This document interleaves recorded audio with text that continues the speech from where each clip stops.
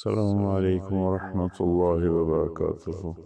الحمد لله رب العالمين والصلاة والسلام على رسوله الكريم وعلى آله وصحبه أجمعين. میرے عزیز و خواتین و حضرات، بچے بچیاں، میرے دوست احباب، جاننے والے نہ جاننے والے، اللہ تعالیٰ کی طرف سے ہم پر بڑا احسان ہوا ہے۔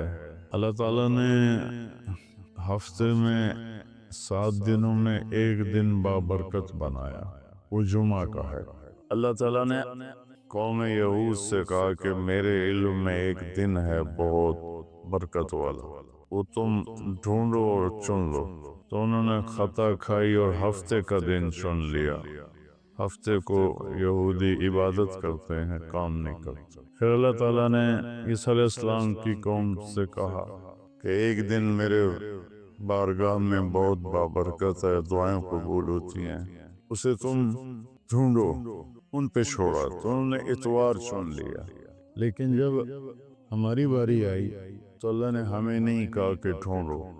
اللہ نے اپنے محبوب کی محبت میں جناب رسول اللہ صلی اللہ تعالی علیہ وسلم کی طفیل اللہ تعالیٰ نے ہمیں خود بتا دیا کہ وہ جمعہ کی رات ہے اور جمعہ کا دن ہے۔ یہ سب سے بہترین دن ہے جمعہ کا، اور پورے سال کے لحاظ سے جمعہ کی رات سب سے بہترین رات ہے۔ خصوصی طور پر پھر شب قدر سب سے اعلیٰ ہو جاتی ہے، لیلۃ القدر سب سے اعلیٰ ہو جاتی ہے۔ تو وہ 21، 23، 25، 27، 29 کی راتوں میں کوئی ایک رات ہوتی ہے، تو وہ اللہ تعالیٰ نے بہت ہی بابرکت بنائی۔ اللہ ہمیں نصیب فرمائے۔ تو جمعے کا دن اللہ تعالیٰ نے پسند فرمایا۔ اس میں ایک گھڑی دعا کی قبولیت کی ہے، وہ چھپی ہوئی ہے۔ اس گھڑی میں جس خوش نصیب کو ہاتھ اٹھانے کی دولت مل جائے، وہ دعا فوراً قبول ہوتی ہے اور سیدھی عرشوں پر جاتی ہے۔ علماء نے اس میں تحقیق کی، ہر ایک نے اپنے اپنے خیال کے مطابق۔ بعضوں کے نزدیک جب امام خطبے کے لیے منبر پہ آتا ہے تو وہ دعا کی قبولیت کا وقت ہے۔ بعضوں کے نزدیک جب دو خطبوں کے درمیان بیٹھتا ہے تو وہ وقت دعا کی قبولیت کا ہے، اور بعضوں کے نزدیک عصر سے مغرب کے درمیان کوئی بھی گھڑی اللہ کی بارگاہ میں دعا کی قبولیت کی ہوتی ہے۔ تو جمعہ کی نماز کو اللہ کے نبی نے بہت اہم قرار دیا، اور ارشاد میں بڑے دکھ کے ساتھ یہ حدیث بیان کر رہا ہوں۔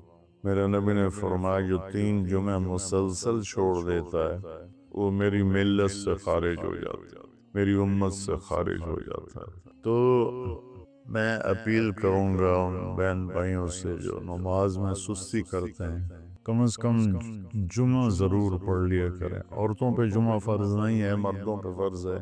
تو میں کہا کرتا ہوں جو دوست ملتے ہیں یہ نماز نہیں پڑھی جاتی، تو میں ان سے کہتا ہوں ایک نماز 5 میں سے طے کر لو اور ایک جمعہ طے کر دو، 2 نمازیں شروع کر دو۔ جس نے بھی اس پہ عمل کیا وہ 5 وقت کا نمازی بن گیا۔ تو جمعہ کی نماز کے بعد جمعہ سے جمعہ تک کے جتنے گناہ ہوتے ہیں وہ اللہ تعالیٰ معاف فرما دیتے ہیں، اور جو جتنی جلدی جا کے بیٹھتا ہے امام کا خطبہ سننے کے لیے اس کو اتنا زیادہ اجر ملتا ہے۔ تو آج رمضان کا پہلا جمعہ ہے کہ ہم اس کا اہتمام کریں۔ رمضان المبارک میں جنگ بدر ہوئی، 17 رمضان جمعہ کا دن، اور اللہ نے قیامت کو بھی یہ قائم کرنا ہے جمعہ کا دن۔ تو ہر دن اللہ کی بارگاہ میں بابرکت ہوتا ہے اگر ہم اس میں اللہ کی مان کے چل رہے ہیں، اور رمضان شریف میں خاص طور پر، اور پھر جمعہ ہو تو خاص طور پر اس میں ہم اپنی عبادت کو بڑھائیں۔ درود شریف جمعہ کے دن کا مبارک عمل ہے، کثرت سے درود شریف پڑھنا، اور 300 دفعہ جو درود شریف پڑھ لیتا ہے وہ کثرت میں شمار ہو جاتا ہے، اوپر کی کوئی حد انتہا نہیں ہے۔ ہمارے ایک رشتہ دار تھے، وہ انتقال ہو گیا، اللہ ان کو درجہ بلند کرے۔ وہ روزانہ ایک دن میں 10,000 دفعہ درود شریف پڑھا کرتے تھے، ہر وقت تسبیح ان کے ہاتھ میں ہوتی تھی اور روزانہ 10,000 دفعہ درود شریف پڑھا کرتے تھے۔ تو میرے بہن بھائیوں، میرے عزیزوں، اللہ تعالیٰ نے ہمیں ہر نماز کی بڑی اہمیت بتائی ہے، ہر نماز کی، لیکن خاص طور پر جمعے کی بڑی فضیلت ہے، اور جمعہ بھی رمضان المبارک کا ہو تو اور زیادہ وہ باعث برکت ہے، قابل رحمت ہے۔ تو روزے کا بھی اہتمام ہو اور ساری نمازوں کا اہتمام فرمائیں، کوئی باجماعت پڑھنے کی کوشش کریں، کوئی جماعت سے رہ جائے تو پھر اس کو چھوڑیں نہیں، اسے ضرور پڑھ لیں، کہ نماز کی اللہ تعالیٰ نے جتنی تاکید قرآن میں کی ہے اور کسی کی اتنی تاکید نہیں کی، اور اللہ تعالیٰ نے 10 دفعہ اقیموا الصلاۃ اقیموا الصلاۃ اقیموا الصلاۃ وآتوا الزکاۃ، تو 10-12 دفعہ اللہ نے قرآن میں براہ راست حکم کیا اقیموا الصلاۃ وآتوا الزکاۃ۔ اور ادھر اللہ پاک کی رحمت کے دروازے کھلے ہوئے ہیں، اللہ کا عرش پہلے آسمان پر ہے، جنت کے دروازے کھل چکے ہیں، جہنم کے دروازے بند ہو چکے ہیں، اور میرے نبی کا فرمان ہے کہ اگر میری امت کو پتہ چل جائے رمضان کیا ہے تو تمنا کریں گے کہ سارا سال ہی رمضان ہو، اتنی اللہ کی رحمت ہوتی۔ اللہ نے فضل فرمایا، صرف ایک مہینے کے لیے ہمیں اللہ تعالیٰ نے اس کا پابند کیا۔ تو میرے بھائی بہنوں، اس مہینے کو قیمتی بناؤ، کسی سے ہم لڑے ہوئے ہیں ہم صلح کر لیں، مرنے والے سے پوچھو کہ لڑائی کا کیا نقصان ہوتا ہے، مرنے والے سے پوچھو دنیا کی دوڑ کا کیا نقصان ہوتا ہے، مرنے والے سے پوچھو ماں باپ کی نافرمانی کا کیا انجام ہوتا ہے۔ امام بخاری رحمۃ اللہ علیہ نے ایک واقعہ نقل کیا ہے کہ ایک گاؤں میں ایک نوجوان کو دفن کیا گیا، تو عصر کے بعد اس کی قبر پھٹتی اور وہ قبر سے نکلتا، اور اس کا چہرہ گدھے کا ہوتا تھا، اور وہ 3 دفعہ گدھے کی آواز نکالتا تھا، پھر وہ قبر میں گرتا تھا، قبر مل جاتی تھی۔ تو لوگوں نے اس کی ماں سے پوچھا کہ یہ کیا چکر ہے؟ تو اس کی ماں نے بتایا کہ شرابی تھا، شراب پیتا تھا، تو میں اسے روکتی تھی نہ پیا کر، تو آگے مجھے کہتا تو کیا گدھے کی طرح آوازیں نکالتی رہتی ہے، مجھے نہ سنایا کرو۔ تو اللہ تعالیٰ نے تھوڑا سا اس کا انجام دکھا دیا کہ ماں باپ کو اس طرح تکلیف دینے سے کیا ہوتا ہے۔ تو بھائیو، ایک تم نماز کو زندہ کریں، میرے نبی نے کہا جعلت قرۃ عینی فی الصلاۃ، نماز روزے سے بڑا فرض ہے، میری آنکھوں کی ٹھنڈک نماز میں ہے۔ اور جب آپ دنیا سے تشریف لے جا رہے تھے تو آپ نے پورے دین کو 2 لفظوں میں بیان کیا، ایک ہے حقوق اللہ، ایک ہے حقوق العباد، اور ایک ہے بندگی اور ایک ہے معاشرت۔ تو آپ نے فرمایا الصلاۃ، جب آپ دنیا سے تشریف لے جا رہے تھے آپ نے حضرت اماں عائشہ رضی اللہ عنہا علیہ السلام کے سینے پر یوں سر رکھا ہوا تھا، اس طرح کر ایسے، اور اماں عائشہ نے آپ کو سہارا دیا ہوا تھا، اپنے سینے پر لٹایا ہوا تھا۔ تو آپ فرما رہے تھے الصلاۃ وما ملکت ایمانکم، میری امت ایک نماز نہ چھوڑنا، اور ایک میری امت کے غریب طبقے پر رحم کرنا، ان کے ساتھ آسانی کا سلوک کرنا، ان پر سختی نہ کرنا، ان سے نرمی کا سلوک رکھنا۔ پھر الصلاۃ وما ملکت ایمانکم، نماز نہ چھوڑنا، نماز نہ چھوڑنا، نماز نہ چھوڑنا، اور آخری الفاظ بھی یہی تھے الصلاۃ الصلاۃ الصلاۃ، نماز۔ السلام علیکم ورحمۃ اللہ وبرکاتہ۔ بسم اللہ الرحمن الرحیم۔ میرے محترم بھائی بہن، بچے بچیاں، سننے والے، رمضان کی آمد ہے جس کی آپ تمنا فرماتے تھے کہ یہ اللہ تعالی ہمیں نصیب فرمائے، اور اللہ نے ہر امت کو رمضان دیا، لیکن ہمارا رمضان سب سے الگ، سب سے اعلیٰ، سب سے بہترین۔ جیسے یہ کاروباری لوگوں کا سیزن ہوتا ہے تو اندھا دھند کام کرتے ہیں، یہ سیزن ہے اللہ کو منانے کا۔ اس میں پھر اللہ کے نام پہ خرچ کرنا بھی ایک بہت بڑا عمل ہے۔ ویسے تو زکوٰۃ ہے، صدقہ ہے، خیرات ہے، سارا سال دی جا سکتی ہے۔ رمضان میں دینے کا فائدہ یہ ہے کہ فرض زکوٰۃ کا 1 روپیہ 70 روپے کے برابر ہو جائے گا، اور نفلی صدقے کا 1 روپیہ فرض روپے کے برابر ہو جائے گا۔ تو اس میں گزارش ہے کہ اللہ کے نام پر کھل کر دیں، اور اللہ نے ہم سے فاؤنڈیشن بنوائی ہے MTJ کے نام پر، جو اس وقت اللہ کے فضل سے پوری دنیا میں کام کر رہی ہے۔ ہم چھوٹی سی بستی میں رہتے ہیں، چھوٹا سا قصبہ ہے تلمبا، ہم نے صرف اپنے علاقے کے لیے بنائی تھی، اللہ نے اسے دنیا میں پہنچا دیا۔ ابھی بھی 1 ہفتہ پہلے غزہ میں ہمارے ٹرک کھانے کا سامان اور بہت سی چیزوں کا سامان لے کر داخل ہوئے ہیں، ان کو پہنچائی ہیں، ان کی ویڈیو ہمارے پاس آئی ہیں۔ جب بارڈر بند تھے اس وقت بھی اللہ نے ہمیں توفیق دی تھی کہ ہم نے ایسے ذرائع ڈھونڈ لیے تھے جہاں سے ہمارے ٹرک جاتے تھے اور ان کی مدد کرتے تھے۔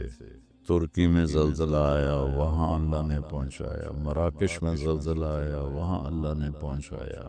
یہاں بھی الحمدللہ بے شمار اس شعبے کھل چکے ہیں جن میں اللہ تعالی ہم سے اپنے بندوں کی خدمت کا کام لے رہا ہے۔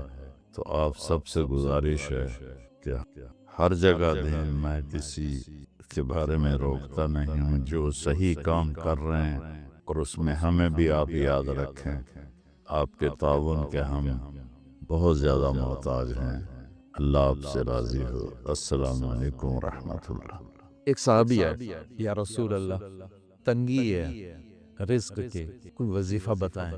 کتنے لمبے لمبے وظیفے لوگ پڑھ رہے ہیں کہ کاروبار کھل جائے اور روزی بڑھ جائے، کتنے لمبے چوڑے، کتنے کتابوں میں ایڈے بڑے وظیفے لکھے پہ، پڑھ یہ بندہ بڈھا ہو جائے۔ میں قربان جاؤں یا رسول اللہ آپ کی شفقتوں پر، آپ کی رحمتوں پر، سنو یہ کرو، میری بات نہیں ہے، میرے نبی کی بات ہے۔ تجربے کی وجہ سے کرو گے تو کچھ نہیں ملے گا، یقین سے کرو گے تو دروازے کھلتے دیکھو۔ کہ یا رسول اللہ اريد ان يوسع لي رزقي، میں چاہتا ہوں میری روزی کھل جائے۔ تو آپ نے کہا ادم علی الطہارہ یوسع لیک رزقک، تو باوضو رہا کر تیرا رزق کھل جائے۔ کوئی زور لگتا ہے وضو؟ تمہارے یہاں تو سردی ہوتی کوئی نہیں کہ بھئی ٹھنڈا پانی ہے کیسے وضو، یہ تو ہمارے لیے مسئلہ ہے کہ بھئی ٹھنڈا پانی ہے کیسے وضو۔ وہ ہمارے گاؤں کا مراسی مجھے مل گیا، میں نے کہا چل نماز پڑھے گی، نہیں جی میاں جی سردی بڑی نہ لے جاؤں، سردی مراسیوں کو سردی زیادہ، میں کہا نہیں آج تک نماز پڑھا کے چڑھنا ہے۔ بس کو لے کے جب وہ ٹوٹی پہ بیٹھا، جو ہی ہاتھ پہ پائیں، کوئی حالے اٹھا دا پانی ہے، کوئی حالے اٹھا دا پانی، تمہارے لیے تو یہ مسئلہ بھی نہیں کہ ٹھنڈا پانی۔ میرے نبی کی یہ سارا مجمع لے دو، یہ اوپر مستورات لے لیں۔ ادیم علی الطہارہ یوسع لیک رزقک، میرے نبی نے فرمایا باوضو رہنا شروع کر دے، اللہ تیرا رزق کھول دے گا۔ ابھی اللہ رسول کی آپس کی بات ہے تو میری بات ہوتی تو دیوار پہ مار دو، تجربہ کرو۔ نبی کی بات کو تجربہ کر کے نہیں کرتے، یقین کے ساتھ کرتے ہیں۔ ادم علی الطہارہ یوسع لیک رزقک، باوضو رہا کر۔ اچھا باوضو رہنے کے اور فائدے، اللہ پیار کرتا ہے، شیطان ڈرتا ہے، اور وضو ہوگا تو نماز آپ ہی پڑھی جائے گی، چلو یار وضو ہے 4 فرض ہی پڑھ لو گے۔ ایک دفعہ شیطان آیا ہمارے نبی سے ملنے، تو آپ نے اس سے پوچھا تیرے دشمن کتنے؟ کہنے لگا 15۔ آپ نے فرمایا کون کون ہے؟ کہنے کا پہلے تو توڑا ہی نمبر ہے، پہلا نمبر تو توڑے نال میرا لگو ہے۔ پھر کہنے لگا وہ مسلمان جو 24 گھنٹے باوضو رہتا ہے وہ میرا بڑا دشمن، جو باوضو رہتا ہے اور باوضو سوتا ہے، ایک فرشتہ اس کے لیے بندگی کا ثواب لکھتا رہتا ہے۔ خیر واپس آتا ہوں، میرے نبی نے فرمایا 4 باتیں لے لو اور دنیا بھی تمہاری آخرت، ساری PIA زندہ ہو جائے گی، ساری اکانومی زندہ ہو جائے گی، ساری معیشت زندہ ہو جائے گی، 5 بھی نہیں، ایک انگلی بھی آپ نے نیچے کر دی، کہیے بس اتنی لے لی۔ حفظ امانت، صدق حدیث، حسن خلیقت، عفت فی تہمت۔ کیا خوبصورت! ساری زندگی کسی کو دھوکہ نہ دینا، دیانت داری۔ میرے ملک کے ادارے کیوں ڈوب گئے؟ دیانت نہیں چل گیا، کھوٹ آ گئی، دھوکہ آ گیا۔ میرے نبی نے کہا حفظ امانت، کبھی امانت میں خیانت نہ کرنا، صدق حدیث، کبھی جھوٹ نہ بولنا، ہمیشہ سچ بولنا۔ میرے نبی نے فرمایا میرا امتی ہر گناہ کر سکتا ہے، دو نہیں کر سکتا، ایک جھوٹ کبھی نہیں بولے گا، ایک دھوکہ کبھی نہیں دے گا۔ میرے نبی کی دو صفتیں ہائی لائٹ ہوئیں، صادق اور بولو کیا ہیں؟ کوئی اور بھی تو ہو سکتی تھی، جس سے مشہور کیا، کعبہ قوسین بھی تو ہے، اور ادنا بھی تو ہے، واللیل بھی تو ہے، سیاہ زلفوں والا، والضحیٰ بھی تو ہے، روشن چہرے والا۔ کس سے مشہور کیا؟ صادق امین۔ اگر آپ مجھ سے سوال کرو، میں ممبر رسول پہ بیٹھا ہوں کہ مولانا صاحب سارے دین کو دو لفظوں میں بتاؤ، ساری شریعت کو، تو میرے پاس دو لفظ ہیں، سچائی اور امانت داری۔ آپ مجھ سے سوال کرو مولانا صاحب ساری دنیا کے کفر کو بتاؤ، تو میرے پاس دو لفظ ہیں، جھوٹ اور دھوکے بازی، جھوٹ اور خیانت۔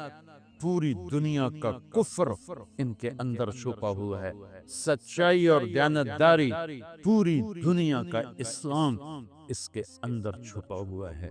دیانت اور سچائی یہ بیج کی طرح ہے، اور پورا اسلام پھر باغ بن کے پھلتا پھولتا ہے۔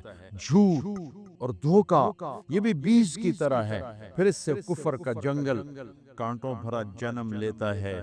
میرے معاشرے سے جھوٹ نکل جائے، دھوکہ نکل جائے، یہ پاکستان جنت کا ٹکڑا ہے۔ اور یہ حکومت کے بس کا نہیں ہے کہ وہ سب کو سچ بلوائے، یہ مجھے کرنا ہے، یہ مجھے کرنا ہے، میں نے اور آپ نے اس کو شروع کرنا ہے۔ حضرت جریر بن عبداللہ یہ یمن کے شہزادے تھے، آخری حج پہ مسلمان ہوئے، اپنے نوکر سے فرمایا گھوڑا خرید کے لا، میں پیسے یہاں پیمنٹ کروں۔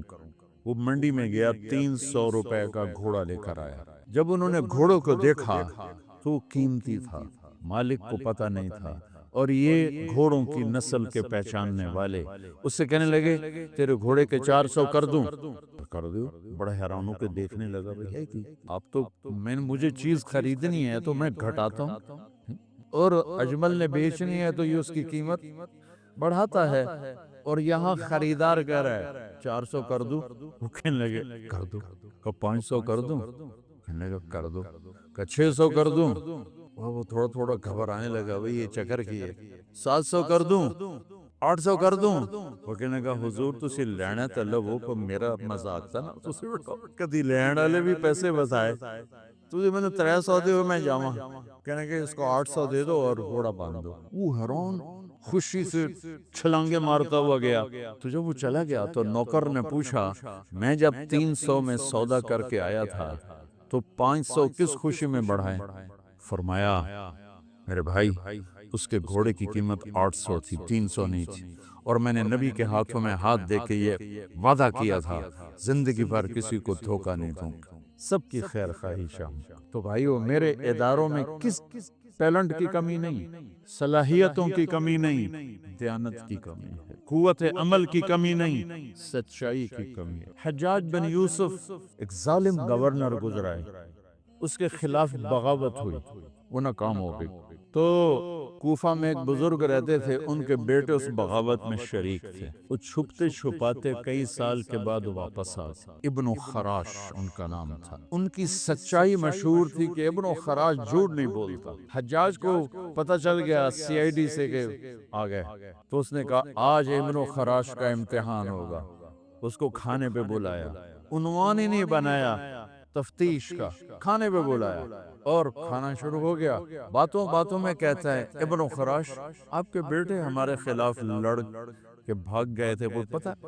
تو ابن خراش ہنس پڑے، کہنے لگے حجاج زندگی موت تو اللہ کے ہاتھ میں ہے، گھر آئے بیٹھے۔ تو اس نے کہا تیری سچائی کو سلام کرتا ہوں، اگر تو جھوٹ بولتا یہیں تیرا سر اتارتا، پھر تیرے بیٹوں کا جاؤ سلام ہے تیری سچائی کو، تیرے بیٹے تجھے مبارک ہوں، مسلمان جھوٹ نہیں بولتا۔ میرے نبی سے پوچھا گیا یا رسول اللہ کیا مسلمان بزدل ہو سکتا؟ کہا کیا مسلمان بخیل ہو سکتا؟ آپ نے کہا۔ پھر پوچھا گیا جھوٹ بول سکتا؟ کہ نہیں، جھوٹ نہیں بول سکتا۔ تو دو باتیں حدیث پاک کی، صدق و حدیث، حفظ و امانت، یہ دو باتیں زندہ ہو جائیں تمہارے سارے ادارے زندہ ہو جائیں، ہم نقصان سے نکل کر نفع میں آ جائیں گے، نفع میں آ کر اوروں کو دینے والے بن جائیں گے۔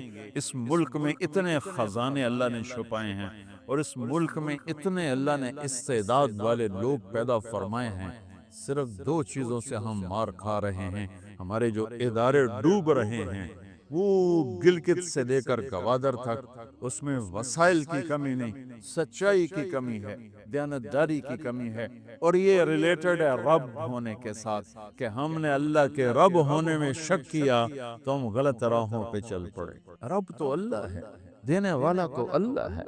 ہمارے سندھ پنجاب میں مراسی ہوتے ہیں زمینداروں کے، جو آ کر جھوٹی تعریفیں کرتے ہیں، جھوٹی تعریف، ادھر سائیں سائیں کرتے ہیں، ادھر سردار سردار، سردار زیب، سردار زیب، ادھر سائیں زیب، سائیں زیب، اور ساری جھوٹی تعریفیں کر کے پھر وہ پیسے لے کے جاتے ہیں اور اپنا گندم لے کے جاتے ہیں۔ ابھی گندم ہوئی تو مزدوروں کو گندم ملی نہیں تھے کہ مراسی پہلے آ گئے، ساڈا حصہ پہلے، اور کوئی کام نہیں سوائے جھوٹی تعریفیں۔ تو میں نے اپنے نبی کا نسب یاد کیا اور میں روزے پہ حاضر ہوا، میں نے کہا یا رسول اللہ، ہمارے مراسی ہمارے ماں باپ کی، ہمارے دادے پردادے کی جھوٹی تعریفیں کرتے ہیں اور ہم سے سب کچھ لے کر جاتے ہیں جو ہماری حیثیت ہے۔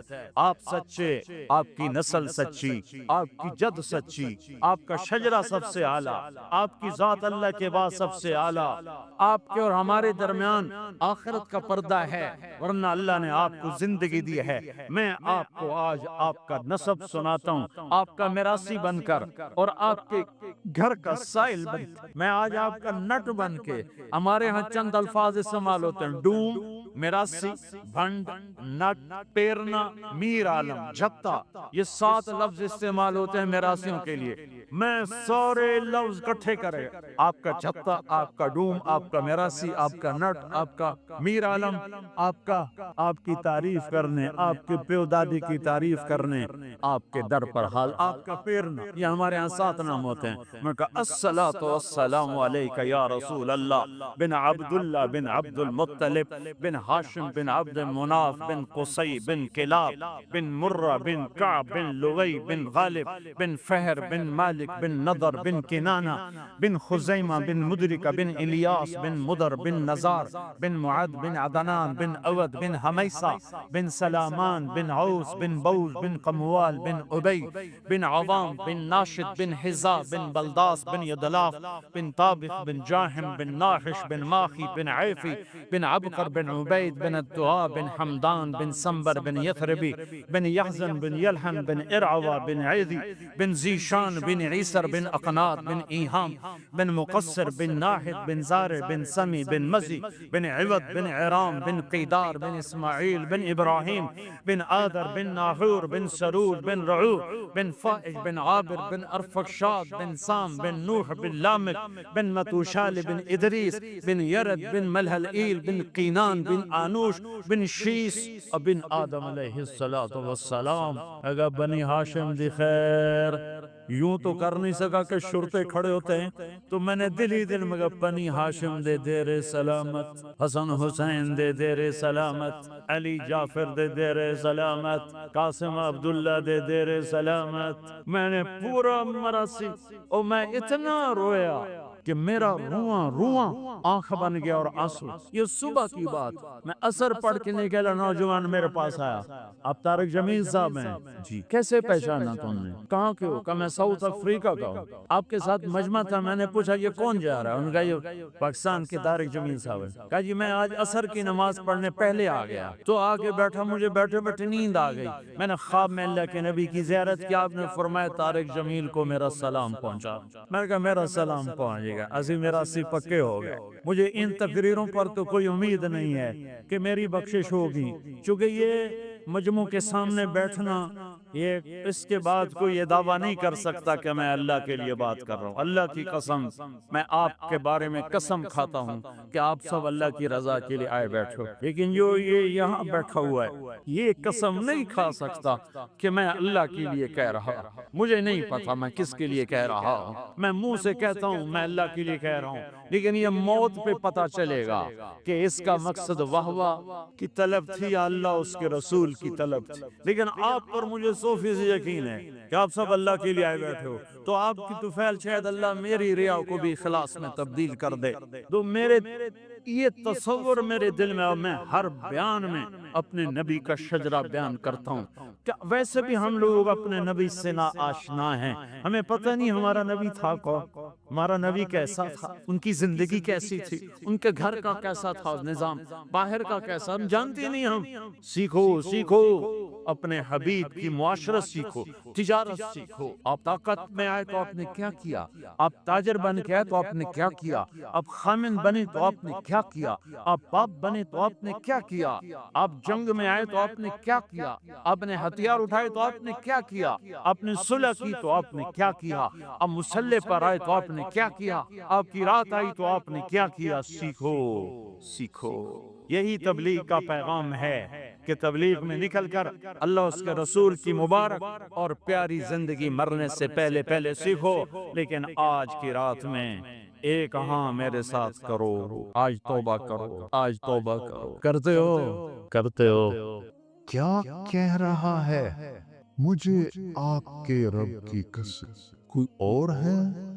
رب محمد اور قسم اٹھانے والا رب کوئی اور ہے؟ تو انداز کیا ہے؟ مجھے آپ کے رب کی قسم، یہ انتہائی محبت ہے۔ اس کے لیے اردو فارسی سب گونگی ہیں۔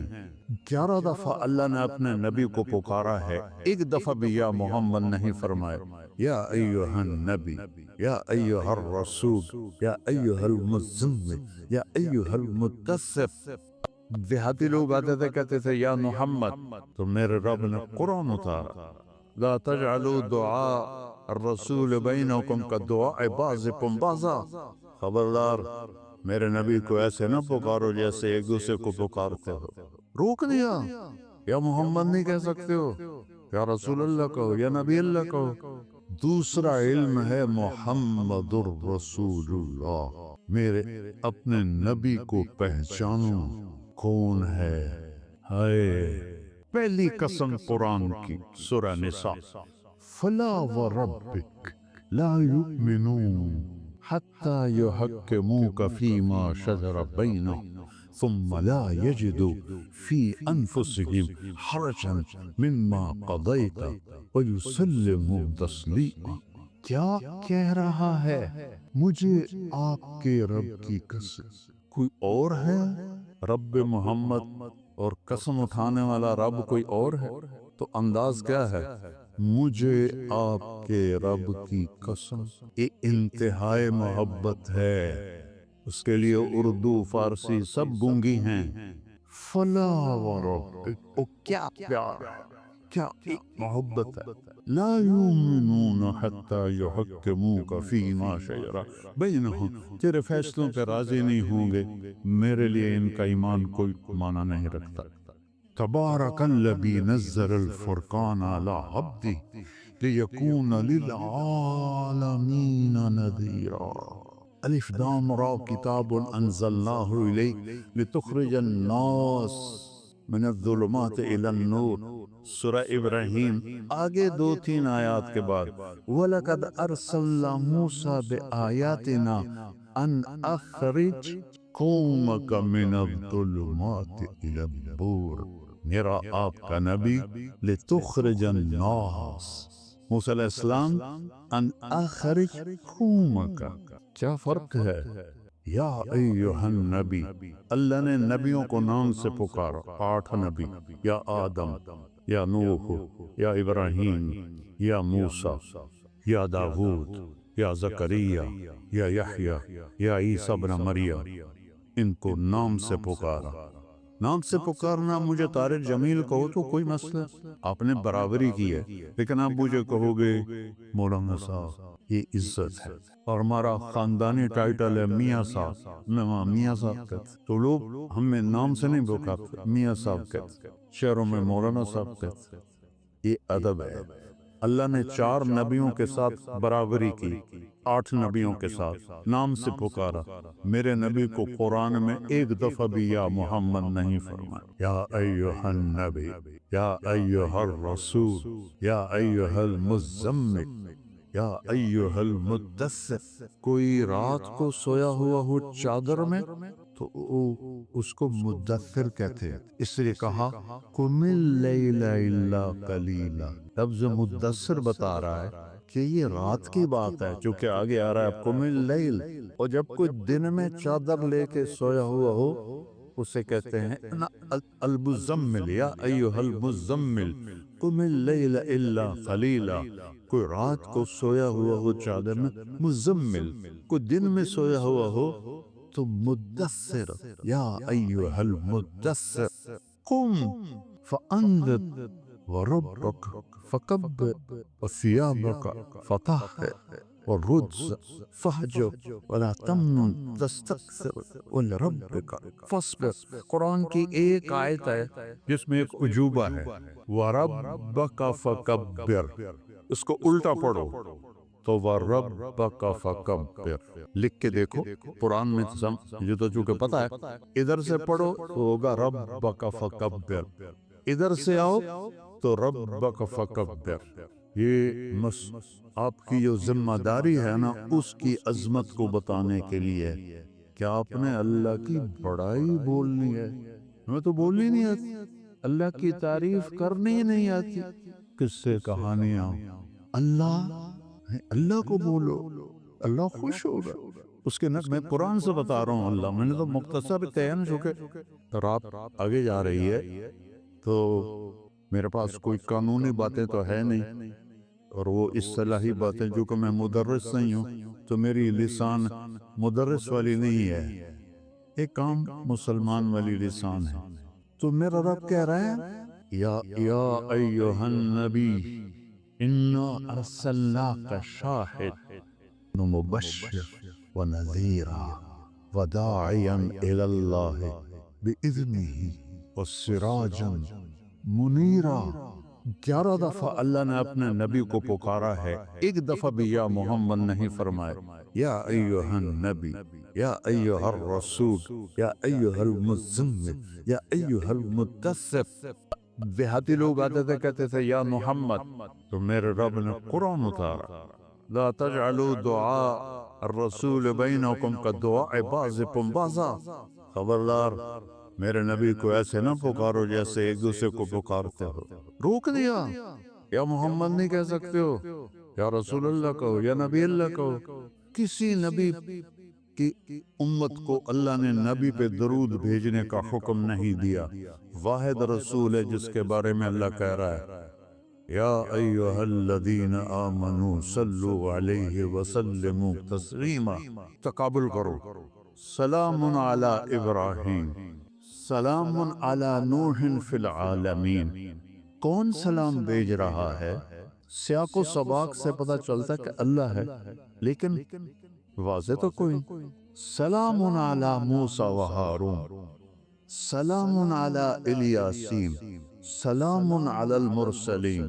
یہ سلام کا طریقہ ہے باقی نبیوں کے لیے۔ جب اپنے نبی پہ سلام کا ارادہ کیا تو کیا کہا؟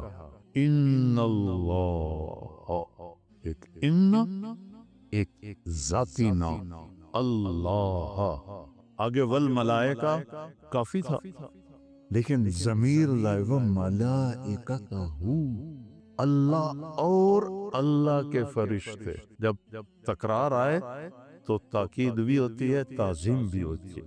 اللہ نے اپنے آپ کو 2 دفعہ استعمال کیا، اللہ اور اللہ کے فرشتے کیا کرتے ہیں؟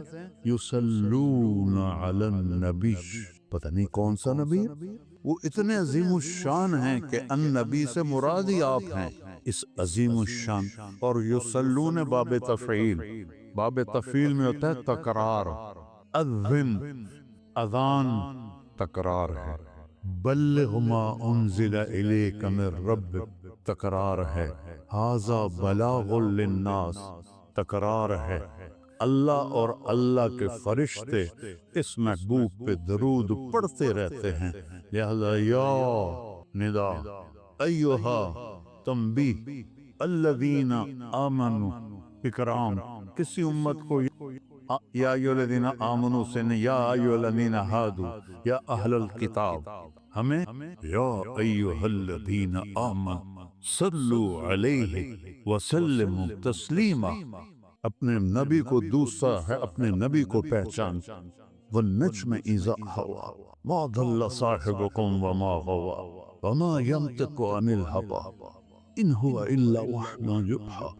علمہ شدید القوى ذو مرة فاستوى وهو بالافق الاعلى ثم دنا فتدلى فكان قاب قوسين او ادنى فاوحى الى عبده ما اوحى ما كذب الفؤاد ما راى افتمارونه على ما يرى ولقد رآه نزلة اخرى عند سدرة المنتهى عندها جنة المأوى اذ يغشى السدرة ما يغشى ما زاغ البصر وما طغى لقد رأى من آيات ربه الكبرى افتمارونه على ما يرى، کیا مقام بتایا جا رہا ہے، والضحى واللیل اذا سجى ما ودعك ربك وما قلى، میرے تخیل میں ایک بات آتی ہے، مثلا عزیز الرحمن کو پتہ چلے کہ میں اس سے ناراض ہو گیا ہوں بہت سخت، اور بات بھی غلط ہے، بات بھی صحیح نہیں ہے، تو جب یہ میرے پاس آئے گا صفائی پیش کرنے، تو خود معمولی اب نارمل انداز میں نہیں بولے گا، وہ جلدی سے بول، مولانا صاحب آپ کو کس نے کہہ دیا یہ؟ اللہ کی قسم میں کہتا ہوں یہ بالکل غلط بات ہے، میں صحیح کہہ رہا ہوں، آپ کو غلط فہمی ہوئی ہے، ہوتا ہے 18 دن وہی نہیں آئی تو کافر کہنے لگے ودعہ ربہ وقلا، دیکھو یہ صرف عربی ذوق کی وجہ سے بول رہا ہوں، تفسیر میں کہیں نہیں ہے، اس کے رب نے چھوڑ دیا۔